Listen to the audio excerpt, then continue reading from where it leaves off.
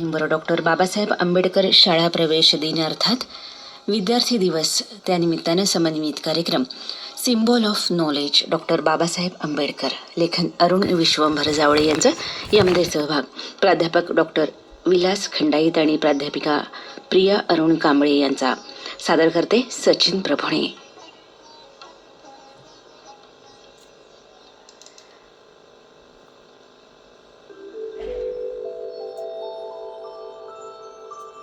आज 7 November doctor Babasaheb Ambedkar शाळा प्रवेश दिन अर्थात विद्यार्थी दिवस. त्यानिमित्तानं प्रसारित करीत आहोत समन्वित कार्यक्रम symbol of knowledge doctor Babasaheb Ambedkar, लेखन अरुण विश्वंभर जावळे, सहभाग प्राध्यापक डॉक्टर विलास खंडाईत आणि प्राध्यापिका प्रिया अरुण कांबळे. निवेदन सोनाली बंड आणि सचिन प्रभुणे. सादर करते Sachin Prabhune. Symbol of knowledge doctor Babasaheb Ambedkar. तो दिवस होता 7 नोव्हेंबर 1900, ज्या दिवशी भिवानं इयत्ता पहिलीच्या वर्गात प्रवेश घेतला. शाळा होती साताऱ्यातली श्रीमंत छत्रपती प्रतापसिंह हायस्कूल या नावाची. शाळेच्या रजिस्टर मधला विद्यार्थ्याच्या प्रवेशाचा अनुक्रमांक होता 1914. अभ्यासक्रमाचं माध्यम होतं इंग्रजी आणि विद्यार्थी होता भीमराव रामजी आंबेडकर. होय, भीमराव रामजी आंबेडकर, भारतीय संविधानाचे शिल्पकार, भारतरत्न डॉक्टर बाबासाहेब आंबेडकर. प्रवेश घेताना याच महामानवाचं नाव होतं भिवा. तेव्हा लाजरा बुजरा असणारा हा चिमुकला विद्यार्थी पुढे इतिहास घडवेल आणि साताऱ्याचं, महाराष्ट्राचं आणि भारताचं नाव जगात रोशन करेल असं त्यावेळी कुणाला वाटण्याचं काहीच कारण नव्हतं. परंतु याच विद्यार्थ्याला पुढं सर्वोत्कृष्ट आंतरराष्ट्रीय विद्यार्थी म्हणून जगानं गौरवांकित केलं. विद्यार्थी कसा असावा, त्यानं अभ्यास व्यासंग किती करावा, सर्वात महत्वाचं म्हणजे शिक्षण घेतल्यानंतर त्याचा उपयोग कुठं आणि कुणासाठी करावा, याचं जागतिक पातळीवरचं आदर्श उदाहरण म्हणून आज डॉक्टर बाबासाहेब आंबेडकर यांच्याकडे पाहिलं जातं. ज्या समाजाला पिढ्यानपिढ्या ज्ञानबंदी होती, त्या समाजात जन्माला आलेला मुलगा सामाजिक, धार्मिक, सांस्कृतिक, आर्थिक अशी सगळी पारंपरिक बंधनं बेदरकारपणे झुगारून ज्ञान संपादन करतो. संविधान लिहून राष्ट्राच्या भविष्याची रूपरेषा ठरवतो आणि देशासमोरचा दिशादर्शक दीपस्तंभ बनतो. हा एक प्रकारचा काव्यगत न्यायच म्हणावा लागेल. भारत आज धर्मनिरपेक्ष, समाजवादी, लोकशाही गणराज्य म्हणून अतिशय खंबीरपणे उभा आहे. याचं कारण दीपस्तंभ असलेलं आपलं संविधान हे आहे. अखिल विश्वात ज्या मोजक्या भारतीय नावांचा डंका पिटला जातोय, त्यातलं सर्वात महत्वाचं नाव म्हणजे डॉक्टर बाबासाहेब आंबेडकर. जगभर त्यांच्या नावाची आज जी अखंड चर्चा होतीये, ती विनाकारण किंवा आपोआप होत नाही. स्वातंत्र्य, समता, बंधुता, न्याय आणि राष्ट्रीय एकात्मता या मूल्यांच्या प्रस्थापनेसाठी त्यांनी मांडलेले विचार आणि त्या दृष्टीनं केलेलं उत्तुंग कार्य, त्या विचारांचं आणि कार्याचं ऐतिहासिक महत्व, त्यामुळं लाखो लोकांच्या जीवनात झालेला आमूलाग्र बदल, त्या विचार कार्याचा झालेला प्रसार आणि प्रचार, अशा अनेक कारणांमुळे बाबासाहेबांचं नाव भारतभर, जगभर दुमदुमत असतं. बाबासाहेबांनी उपेक्षित शोषितांच्या उत्थानासाठी अविरतपणे चळवळी केल्या. भारतीय समाज व्यवस्थेत पिढ्यानपिढ्या नागवल्या गेलेल्या सर्व धर्मीय, सर्व जातीय स्त्रिया आणि युगानुयुगे भरडले गेलेले दलित, आदिवासी, भटके विमुक्त बहुजन यांच्या उत्कर्षासाठी अहोरात्र प्रयत्न केले. अन्याय झालेले आणि अन्याय केलेले या दोन्ही घटकांना एकत्र करून त्यांनी संपूर्ण देशाचा एकसंध विचार केला आणि त्या दिशेनं समग्र कार्य केलं. स्त्री, शूद्रातिशूद्रांचं उत्थान आणि नवभारताचं निर्माण या दोन मुख्य कार्यांना पूरक ठरतील असे अनेक ग्रंथ त्यांनी लिहिले आणि त्याच हेतूनं नियतकालिकेही चालवली. जातीसंस्थेचं उच्चाटन, शूद्रपूर्वी कोण होते, बुद्ध आणि त्याचा धम्म यासारखे अभिजात ग्रंथ आणि मूकनायक, बहिष्कृत भारत, जनता, समता, प्रबुद्ध भारत यासारखी झंझावाती वृत्तपत्र त्यांची साक्ष देतात. त्यांनी पुस्तकं प्रामुख्याने इंग्रजीतून लिहिली, त्यामुळं त्यांचा प्रसार देशात सर्वदूर झाला. नियतकालिकं मराठीतून काढली, त्यामुळं त्यांच्या मराठी भाषिक अनुयायांच्या विचारांची मूलभूत मशागत झाली.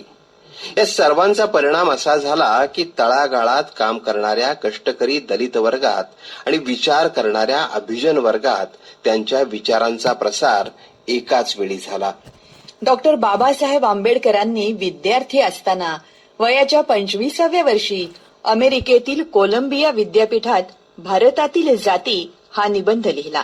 या निबंधाला त्या वर्षीचा सर्वोत्कृष्ट निबंध म्हणून गौरवलं गेलं.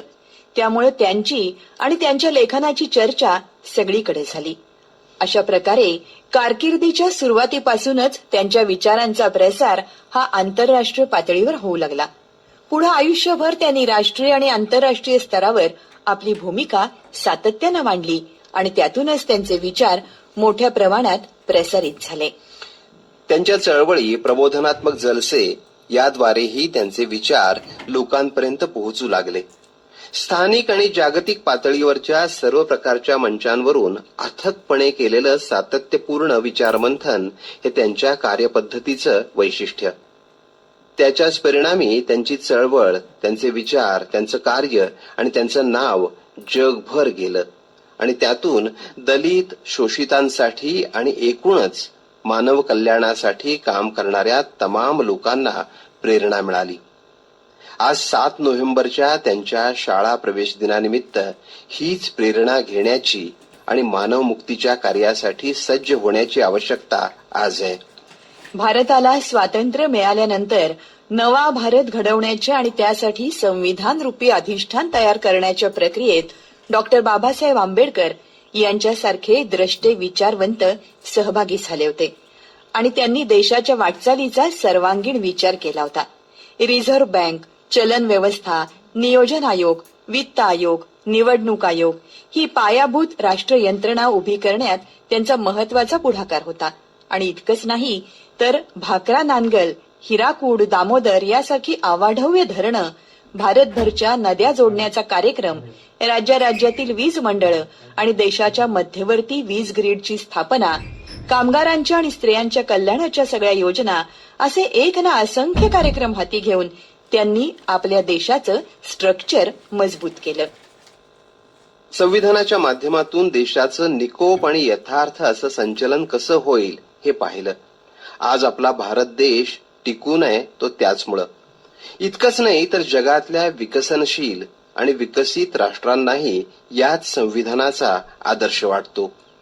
जगानं भारताचा हेवा करावा अशा उंचीवर भारताला नेणाऱ्या भीमराव आंबेडकर या विद्यार्थ्याचा 7 नोव्हेंबर हा शाळा प्रवेश दिन, विद्यार्थी दिवस म्हणून घोषित व्हावा आणि शासनानं अधिकृतपणे तो साजरा करावा यासाठी 2001 पासून सलग 17 वर्ष अथक प्रयत्न केले आणि अखेर 2017 साली महाराष्ट्रात 7 नोव्हेंबर हा विद्यार्थी दिवस म्हणून घोषित झाला. गेली 7 वर्ष हा दिवस विद्यार्थी दिवस म्हणून महाराष्ट्रात मोठ्या प्रमाणावर साजरा होताना दिसतो. खरं तर असे दिवस असणं आणि ते साजरे करणं याला अनेक अर्थांनी मर्यादा असतात. हे खरं असलं तरी जनमानसाची घडण होण्याच्या दृष्टीनं त्यात प्रेरणादायी स्वरूपाचा प्रतिकात्मक आणि सांस्कृतिक अर्थ असतो, हे विसरता येत नाही. समाज मनाची ही नस लक्षात घेऊन शिक्षणाच्या नव्या प्रेरणा जन्माला घालणारे, ज्ञानाकांक्षी विद्यार्थी घडण्याच्या प्रक्रियेला चालना देणारे आणि समताधिष्ठित समाज निर्मितीसाठी अनिवार्य असलेलं वातावरण जाणीवपूर्वक निर्माण करणारे असे दिवस साजरे करणं आवश्यकच असतं, हे नाकारून चालत नाही. राष्ट्र कसं घडणार हे त्या राष्ट्रात विद्यार्थी कसे घडतात यावरच ठरतं. राष्ट्र किती उंचीवर जाणार हे त्या राष्ट्रातले विद्यार्थी किती उंचीचा विचार करतात यावर ठरतं. आणि म्हणूनच ज्ञानाच्या असं म्हणतात उत्तुंग गरुड भरारी घेणारा डॉक्टर बाबासाहेब आंबेडकरांसारखा प्रज्ञावंत विद्यार्थी बनण्याची प्रेरणा सार्वत्रिक होण्याची आज आवश्यकता आहे. डॉक्टर बाबासाहेब आंबेडकरांच्या शाळा प्रवेशानिमित्त दरवर्षी 7 नोव्हेंबरला विविध स्वरूपाचे शिक्षणविषयक कार्यक्रम आयोजित करण्यात येतात. सातारचं श्रीमंत छत्रपती प्रतापसिंह हायस्कूलचं ऐतिहासिक महत्व आणि गांभीर्य ओळखून हायस्कूलला ऊर्जितावस्था प्राप्त झाली आहे. 2 अंकी पट संख्या असणाऱ्या या हायस्कूलची पटसंख्या अल्पावधीतच 150च्या पुढे गेली आहे. गुणवत्ता विकासाबरोबरच शिक्षकांची कार्यक्षमताही वाढवली. लेखन वाचन प्रकल्प, अध्ययन समृद्धी असे अनेकविध उपक्रम राबवून हायस्कूलचा चेहरा बदलवला. आज ही शाळा पाहायला देश विदेशाच्या कानाकोपऱ्यातून एका विलक्षण ओढीनं लोक येत असतात. 7 नोव्हेंबरला तर ही दिवसभर गर्दी असते. सातारा ही नगरी थोरल्या शाहू महाराजांनी वसवली, त्यामुळे इथली माती कसदार आहे. या मातीत डॉक्टर बाबासाहेब आंबेडकरांच्या येवल्या पावलांचे ठसे उमटले आणि याच मातीतून प्रज्ञेच्या, विद्वत्तेच्या वैश्विक नभांगणात त्यांनी उंच भरारी घेतली. ते कार्यकर्तृत्वाच्या इतक्या उच्च पातळीवर पोहोचले की अवघ्या जगाचे डोळे दिपले. सिम्बॉल ऑफ नॉलेज म्हणून त्यांची जगभर ख्याती झाली. सातारच्या श्रीमंत छत्रपती प्रतापसिंह हायस्कूलमध्ये शिकलेला एक विद्यार्थी विद्वत्तेच्या बाबतीत जगात अव्वल आणि अजोड ठरला. आज याच महामानवाच्या प्रेरणेतून नव ऊर्जा घेऊन सबंध देशभरातील युवा विद्यार्थी पिढी घडतीये, वाढतीये. हा एका अर्थानं सातारच्या मातीचा अभिमानास्पद गौरवच म्हणावा लागेल. शिक्षणानं आयुष्य बदलतं हा विश्वास भारतरत्न डॉक्टर बाबासाहेब आंबेडकरांनी तळागाळात रुजवला. यातूनच प्राध्यापिका प्रिया कांबळे यासारख्या विद्यार्थी घडल्या. बोलूया प्रिया कांबळे यांच्याशी. त्या मूळच्या सातारच्या, सध्या मुंबईत प्राध्यापक म्हणून काम करतायत. खरं सांगायचं म्हणजे हा दिवस आपण म्हणजे डॉक्टर बाबासाहेब आंबेडकरांचा म्हणजे एक प्रथम विद्यार्थी म्हणून एक प्रचंड मोठं स्थान असायला हवं आणि आहे ते आम्हा सगळ्यांच्या आयुष्यात. पण कसं असतं सर की म्हणजे मला असं खूप प्रकर्षानं माझ्या पूर्ण मी कारकीर्द म्हणणार नाही पण आयुष्यात माझ्या त्यांच्या विचारांचं स्थानच एक प्रचंड मोठं आहे. म्हणजे पावलं पावली म्हणतो ना आपण, अगदी जसं म्हणजे बघा कलामांचं जेव्हा अग्निपंख मी वाचत होते त्यावेळेला त्यांचे वडील त्यांना म्हणाले की तुमची मुलं ही तुमची नसतात. जीवनाला जेव्हा जगण्याची इच्छा होते त्यावेळेला ती मुलं जन्माला येतात आणि आपण त्यांच्यावर त्यांचे विचार म्हणजे आपले विचार लादू नाही शकत. तसं एक रत्न म्हणजे जन्माला आलं डॉक्टर बाबासाहेब आंबेडकर आणि त्यांच्या प्रत्येक म्हणजे विचारासरशी म्हणतो ना आपण जो खऱ्या अर्थानं उद्धार या शब्दाचा जर का आपण अर्थ बघितला तर तो उद्धार ज्या म्हणजे अतिशय वाईट अवस्था होती सर त्या काळामध्ये समाजाची आमच्या, आणि तो उद्धार त्या माणसाने केलाय. सगळे राईट्स आम्हाला मिळवून दिलेले आहेत आणि एका प्रवाहामध्ये आणलेलं आहे. हे प्रचंड मोठं कार्य आहे सर. आज इंजिनिअरिंगचं मास्टर्स आणि त्याच्यामध्ये PhD परस्यू करणं ह्या गोष्टी म्हणजे इतक्याशा मला तेवढ्या अवघड राहिल्या नाहीत, कळलं ना. म्हणजे मला असं वाटतं की तो जो माझा मार्ग त्या माणसाने जो एवढा म्हणजे निखळ केलाय, स्वच्छ केलाय माझ्यासाठी, ते माझ्यासाठी खूप खूप मोठी गोष्ट आहे माझ्यासाठी. म्हणजे ते तेव्हा कबीर म्हणतात की सब धरती कागज करो और लेखनी मीन्स बन रहा है तर 7 समंदर की स्याही करो तो भी गुरु गुण निघणं जाय. म्हणजे हे जेव्हा मी वाचते त्यावेळेला माझ्या समोर फक्त आंबेडकर येतात सर. अशा माणसाने एवढ्या म्हणजे अवघड बिकट परिस्थितीतून त्याने एंट्री घेणं एका शिक्षण प्रणालीमध्ये आणि ते एका सर्वोच्च टोकापर्यंत पोहोचवणं हीच मुळात इतकी प्रचंड